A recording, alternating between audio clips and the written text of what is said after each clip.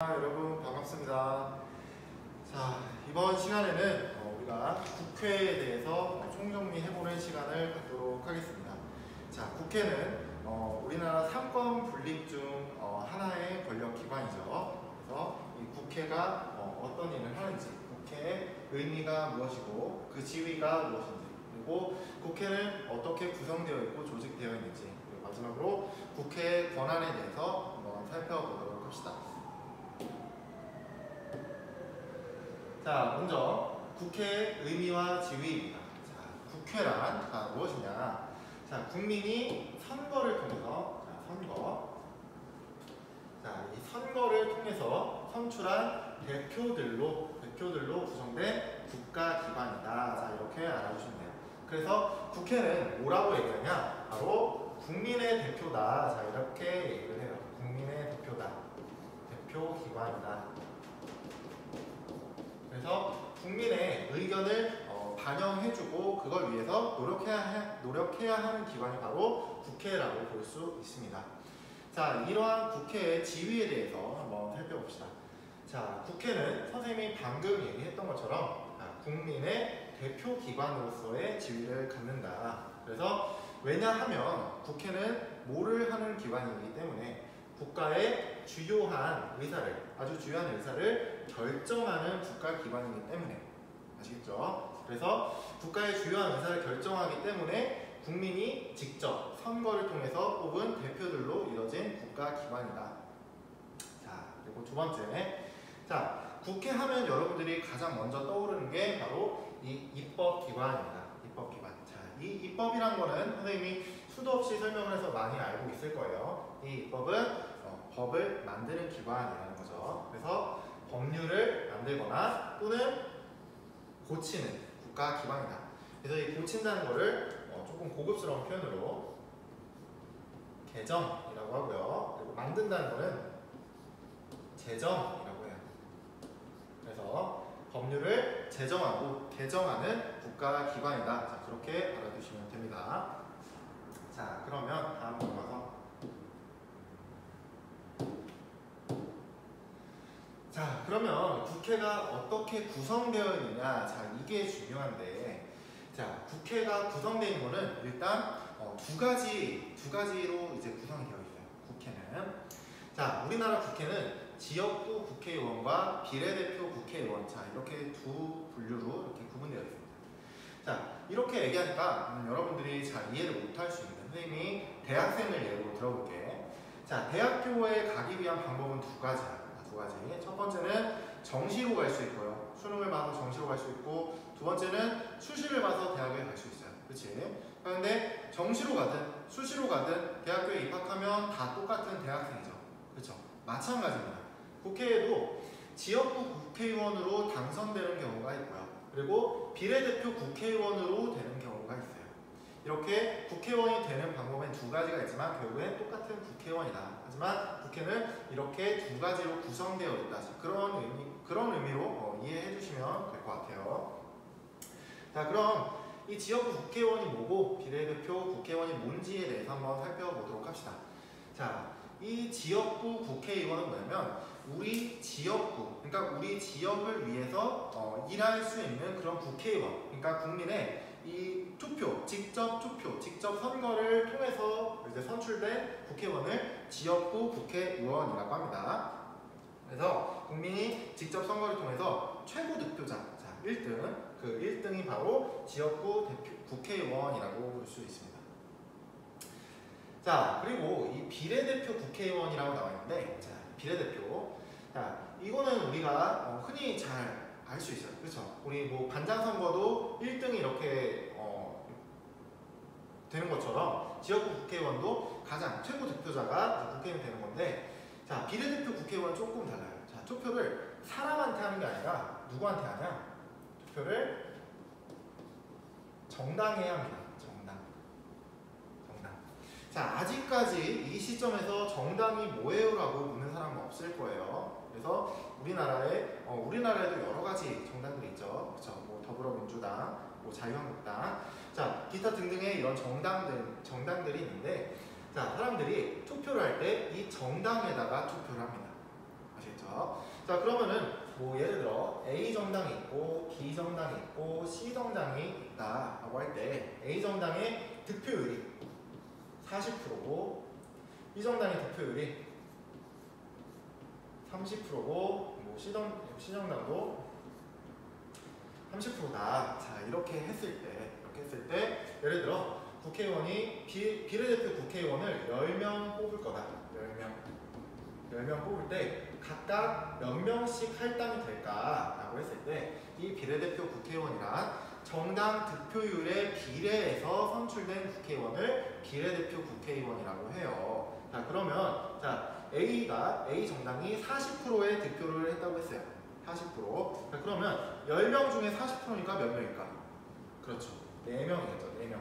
자, 그러면 10명 중에 30%니까 3명이고요. 10명 중에 30%니까 3명.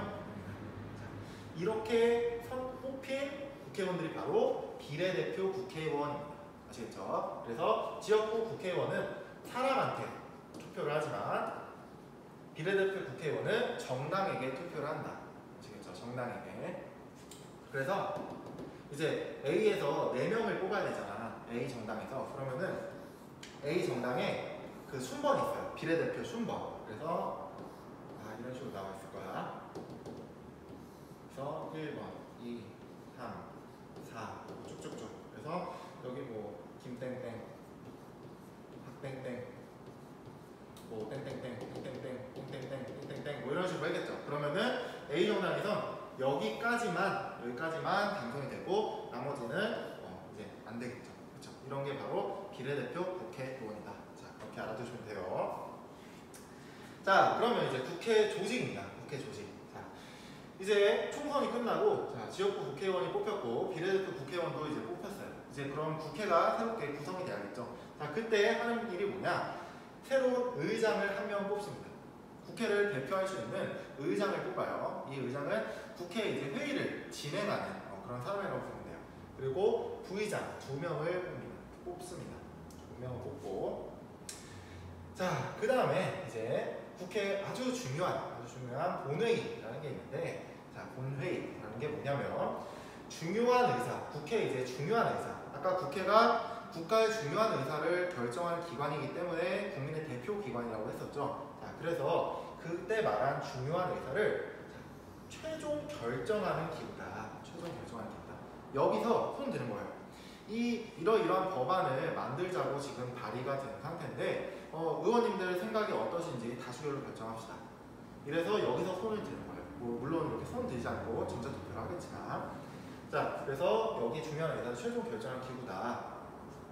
자, 이러한 본회의에는 2가지 종류가 있습니다. 2가지 종류. 그게 뭐가 있냐? 정기회와 임시회가 있습니다. 정기회와 임시회가 있다. 자, 이름에서도 우리는 알 수 있어요. 이름에서도 알 수 있듯이, 자, 정기회는 어떻게 열리는 회의? 정기적으로 열리는 회의. 임시회는 어떻게 열리는 회의? 임시적으로 열리는 회의. 그래서 정기회는 매년 한 번, 1회 합니다. 매년 딱 한 번만 하는 회의가 바로 정기회이고요. 자, 임시회는 횟수는 정해지지 않았어요. 하지만 필요한 경우에 의원들이 이거에 대해서 한번 회의를 해야 될 것 같은데요 라고 할 때 임시적으로 여는 회의를 임시회라고 합니다. 아시겠죠? 임시회, 정기회 알아두세요. 자, 다음은 위원회입니다. 위원회. 자, 이 위원회도 역시 이제 2가지 종류가 있는데, 첫 번째는 상임위원회가 있고, 그리고 특별위원회가 있습니다. 상임위원회, 특별위원회. 자, 이 위원회는 이제 상임위원회는 뭘 하는 거냐? 자, 이름에서도 알 수 있듯이 항상 존재한다는 거야. 항상. 이 상임위원회는 항상 있는 위원회고요. 특별위원회는 특별한 일이 있을 때 열리는 위원회가 특별위원회예요. 아시겠죠? 자, 이런 상임위원회는 이제 위원회의 역할은 뭐냐면 본회의 가기 전에 이제 뭐 예를 들어 국방 관련된 어떤 그런 사안이다, 그런 법안이다 라고 한다면 이 상임위원회 중에 국방 관련 전문가들이 있어요. 뭐 예를 들어 뭐 군인 출신 국회의원이 있을 수 있죠. 그렇죠? 그래서 군인 출신 국회의원, 전 국방부 장관 출신 국회의원, 이런 사람들이 국방 전문가들이 이렇게 모입니다. 자, 그런 게 바로 상임위원회. 예를 들어 교육 관련된 법안이 이제 발의가 됐어요. 그러면 본회의 가기 전에 이 상임위원회에서 교육 관련 국회의원들이 모입니다. 선생님이었던 뭐 국회의원도 있을 것이고, 뭐 대학 교수였던 국회의원도 있을 것이고, 교육 관련된 어떤 그런 전문가들이 모인 상임위원회. 뭐 여러 가지 있겠죠. 환경 관련된 법안이면 환경 관련 상임위원회. 뭐 건강 관련된 거면 건강 관련 상임위원회. 뭐 이런 식으로 항상 존재하는 위원회를 상임위원회라고 합니다. 아시겠죠? 자, 근데 이 특별위원회라는 건 뭐냐?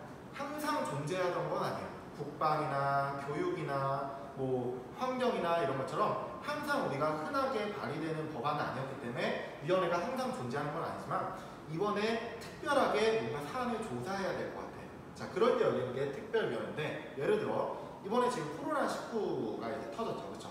자, 그럼 코로나19 때문에 뭐 관련 법안을 이제 발의를 했는데 그걸 본회의 가기 전에 위원회에서 한번 심사를 해야 돼요.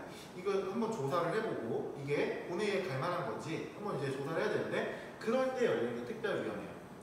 코로나19 관련해서 특별위원회에 이제 특별하게 조성을 하는 거예요. 그래서 조성을 해서 특별위원회에서 이제 뭐 여러 가지 조사를 하고 심사를 하고 해가지고 본회의로 넘기는 그런 작업을 하게 됩니다. 아시겠죠? 자, 그리고 마지막으로 교섭단체입니다. 교섭단체. 자, 교섭단체는 뭐냐면, 자, 이게 중요해요. 효율적인 의사진행을 위해서 20인 이상의 의원으로 구성된 단체를 교섭단체라고 합니다. 교섭단체. 자, 이 교섭단체가 있음으로 인해서 이 20인 이상으로 이제 구성이 됐기 때문에 의사 진행을 할 때 굉장히 빨라지는 거예요. 왜냐면 이 교섭단체 안에 들은 20인 이상의 의원들은 의견이 어떨까요? 다 통일되는 의견이겠죠. 그렇죠? 그렇기 때문에 이 20인 이상의 이런 의원들이 하나로 이제 의견이 뭉쳐졌기 때문에 의사 진행이 굉장히 빨라질 수 있습니다. 아시겠죠? 그래서 효율적인 의사 진행을 위해서 구성된 단체를 교섭단체라고 합니다. 자, 아까 선생님이 국회의원은 두 가지 종류가 있다고 그랬죠? 첫 번째는 지역구 국회의원, 그리고 두 번째는 비례대표 국회의원이 있는데, 자, 여기 선생님이 선거 용지를 한번 가지고 왔어요. 그래서 여기 보면 자, 지역구 투표용지가 있고요, 비례대표 투표용지가 있습니다. 그래서 여러분은 아직 나이가 어려서 총선을 이제 선거에 투표를 할 수 없는 나이지만, 투표를 하게 되면 총선에 이제 투표를 하게 된다면 이런 투표용지 2장을 받게 될 거예요. 그래서 자, 지역구 투표용지는 아까 선생님이 누구한테 투표한다고 그랬죠? 사람한테 투표한다고 했고요. 비례대표는 누구한테? 정당한테 투표를 한다고 했습니다. 자, 역시 여기 사람 이름이 이렇게 있죠. 그렇죠? 사람 이름. 그래서 이 사람 이름, 여기 뭔가 백채구 씨가 좋아 보이네. 백채구. 자, 이렇게 찍고, 그리고 비례대표 투표용지에다가는 뭐 예를 들어 나는 병남이 좋은데 병남. 자, 이런 식으로. 물론 이렇게 찍는 건 아니에요. 도장 표시 있지? 이런 식으로. 자, 이렇게 생겼다 알아주시면 되고요. 자, 그럼 이제 국회에는 어떠한 권한이 있는지 한번 살펴보도록 합시다. 자, 크게 보면 국회는 일단 입법, 재정, 일반 국정, 자, 이런 세 가지 큰 권한을 가지고 있어요. 자, 먼저 입법과 관련된 그런 권한을 한번 살펴보도록 합시다. 아까 선생님이 처음에 얘기했듯이 법률을 재정이 뭐라 그랬죠? 만드는 거라 그랬어요. 그리고 개정은 고치는 거라 그랬어요. 법률을 새롭게 만들거나 고치는 그런 권한이 어디에 있다? 국회에 있다. 자, 그리고 국회는 법률만 만드는 게 아니라 모두 헌법을 제정이 아니라, 헌법을 새롭게 만드는 게 아니에요. 새롭게 만드는 게 아니라 개정입니다. 개정. 헌법을 바꾸는 거야.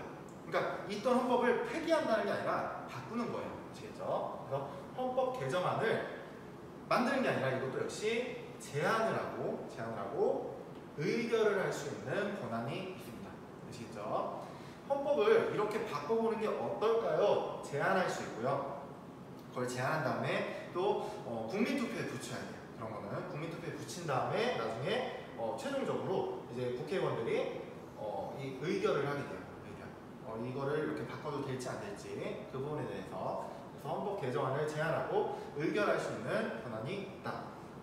자, 그리고 조약을 체결하고 비준에 관한 동의권이 있다. 자, 자, 얘들아, 조약이라는 건 뭘까? 조약.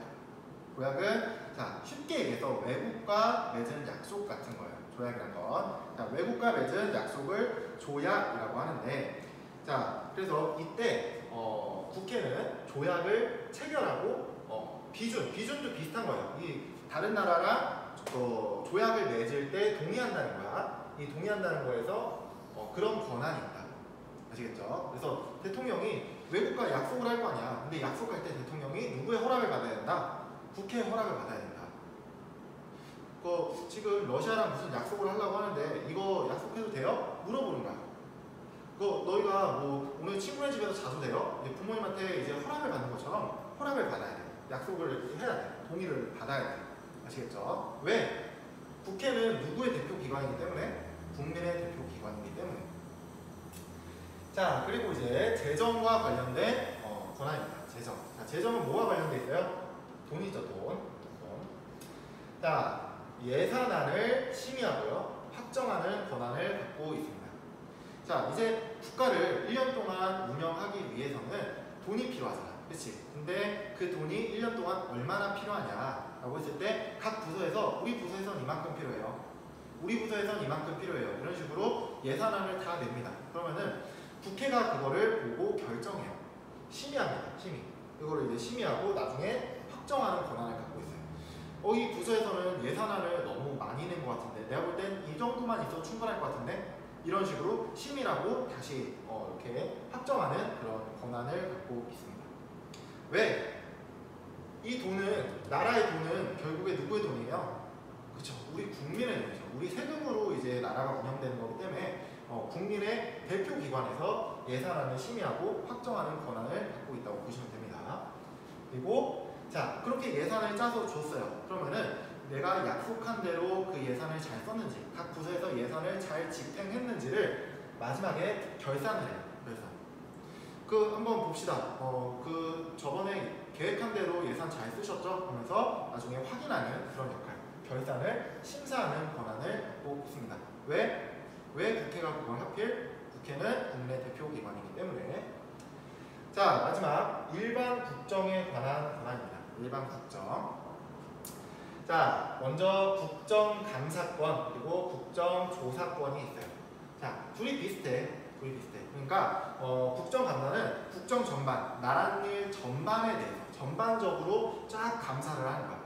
감사를 하는 거고, 그리고 국정조사권이라는 건 뭐냐면 특정한 일, 어떤 특정한 일, 그러니까 범위가 좀 더 좁죠, 감사보다. 그래서 특정한 일에 대해서 이 일 제대로 했나, 나랏일에 대해서 제대로 했나 조사하는 거를 국정조사권이라고 합니다. 아시겠죠? 자, 그리고 두 번째는 중요 공무원. 자, 중요 공무원은 누가 있냐?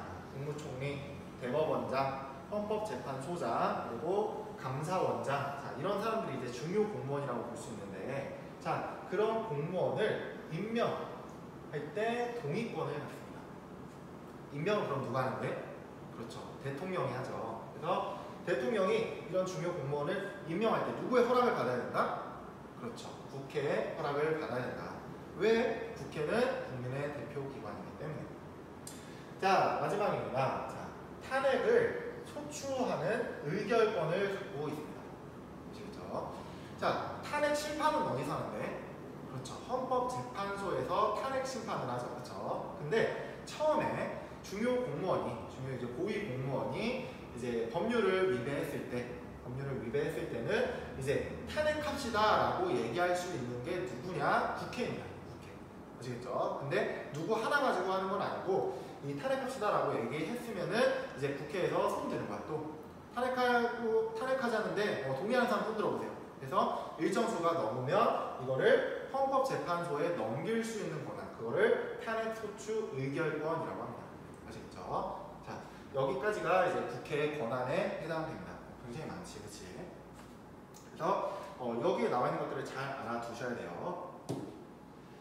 자, 그리고 이제 그 법률의 제정 절차인데, 자, 이것도 매우 중요합니다. 매우 중요해요. 자, 일단 법률을 제출하는 거는 누가 할 수 있냐? 자, 국회의원이 할 수 있고요, 정부가 할 수 있습니다. 근데 국회의원이 한 명이 하는 게 아니라 몇 명? 10명 이상이 제출할 수 있고요. 또는 정부도 제출할 수 있습니다. 자, 이렇게 두 가지 루트로 제출할 수 있고, 자, 누구한테 제출하냐? 국회의장 몇 명이라고? 한 명이라고 했습니다. 자, 이 국회의장한테 제출해요. 그럼 이 국회의장은 누구한테 넘기냐? 아까 본회의 가기 전에 누구한테 준다고 그랬지? 상임위원회. 항상 존재하는 상임위원회가 있다고 했어요. 그래서 만약에 국방 관련된 사안이다 그러면은 국방 관련 상임위원회, 교육 관련 사안이다 그러면 교육 관련 상임위원회, 이런 식으로 위원회로 보내게 됩니다. 자, 상임위원회에 갔으면 이제 여기서 조사를 한 다음에 본회의로 넘기게 돼요. 본회의. 자, 그럼 본회의에서 이제 회의를 하겠죠. 근데 이때 중요한 건 국회의장이 상임위원회를 거치지 않고 바로 본회의로 넘길 수 있어요. 자, 이런 걸 뭐라 그러냐? 국회의장이 직접 상정이라고 합니다. 직접 상정. 국회의장이 본회의로 직접 상정할 수 있다. 상임위원회를 거치지 않고. 근데 일반적으로는 상임위원회를 거치고 본회의로 넘기게 됩니다. 자, 그러면 이제 본회의에서 일정한 정족수를 이제 충족을 해서 누구한테 이동을 하냐? 대통령한테 이동을 합니다. 대통령. 자, 그러면 대통령은 이제 법률안을 받았으니까 이제 법률안 발표를 해야겠지. 그 발표를 공포라고 하는데 그 공포를 며칠 이내에 해야 되냐? 15일 이내에 해야 됩니다. 아시겠죠? 15일 이내에 해야 된다. 자, 근데 대통령이 딱 보니까 이 법안을 공포해버리면 뭔가 국민의 어떤 기본권을 해하거나 안 좋을 것 같아. 자, 그럴 때는 어떻게 할 수 있냐? 환부 거부를 할 수 있어요. 아시겠죠? 그래서 이거를 어려운 말로 뭐라고 하냐? 법률안 거부권이라고 합니다. 대통령이 법률안을 거부할 수 있는 권한이 있다라고 해서 법률안 거부권이라고 해요. 대통령은 이렇게 환부를 거부할 수 있다. 자, 그리고 여기까지가 이제 국회의 이제 권한이라고 볼 수 있어요. 자, 이렇게 해서 오늘 국회에 대해서 알아봤습니다. 먼저 국회의 의미와 조직에 대해서 알아봤고, 그리고 국회의 구성, 조직, 그리고 국회의 권한까지 이번 시간 알아봤습니다. 자, 다음 시간에는 정부와 대통령에 대해서 한번 살펴보도록 합시다. 자, 고생하셨습니다.